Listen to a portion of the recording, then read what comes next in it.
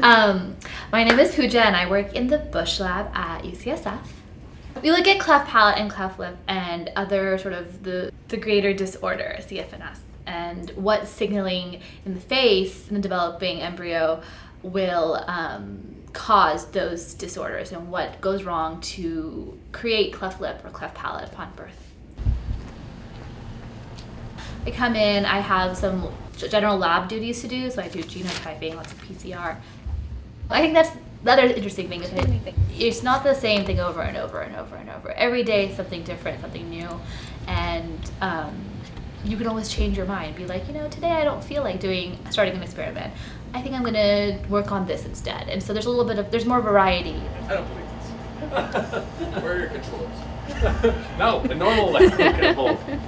Not a normal way. Even though I don't have patient interaction, I can still sort of see where I'm going, where, even though I have a very small role, my role is still important, it's still significant. And what I'm doing may not help tomorrow, but will help in the future. And there's something to be, it's important. It seems really abstract and like, who cares?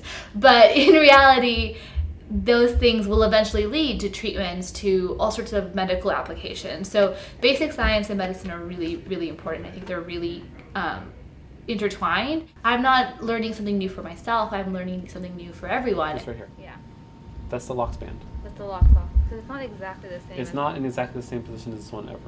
Oh, okay. There's so many things that you as a scientist can do that it's kind of like the possibilities are endless, but that's the amazing thing about science. It's so varied and so diverse. You can do so many things, and there's always something for someone to do. I'm originally from San Jose, so Bay Area. And then I went to college in Berkeley. Now I'm working in San Francisco. But I started liking science actually at a young age. I guess my education, like my middle school and high school, were really science focused. And so I was really interested in like what science was and what biology, chemistry. I didn't actually know those were different subjects until high school when we had to take subject-based classes. Both my parents are computer science, so I guess they're still technically scientists, but not really. They're computer people. And so when I decided to do research, they were all like, what is this? I don't understand.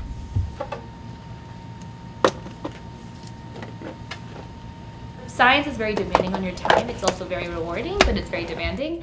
And I think you have to understand that when you start doing science, but there's still time I go home and cook. I like to cook. I like to listen to music. I go see my friends. I go to Berkeley to visit my friends who live there. So I still have time to do those things. It's just sort of like knowing that, okay, maybe I should go into lab a little bit early so I can leave a little bit early. So the best part about research, I think, is that, again, the possibilities are endless. There is so much out there. You're not confined to what is known because so much isn't known, and there's so much to do, and you have so many options. Science means a lot more than just pouring chemicals together or, DNA and what, the double helix structure. There's so much to science, and to sort of look at that and see, oh, there's so many things I can do. Like, you should always understand that, always remember that science is not limited. There's so many things you can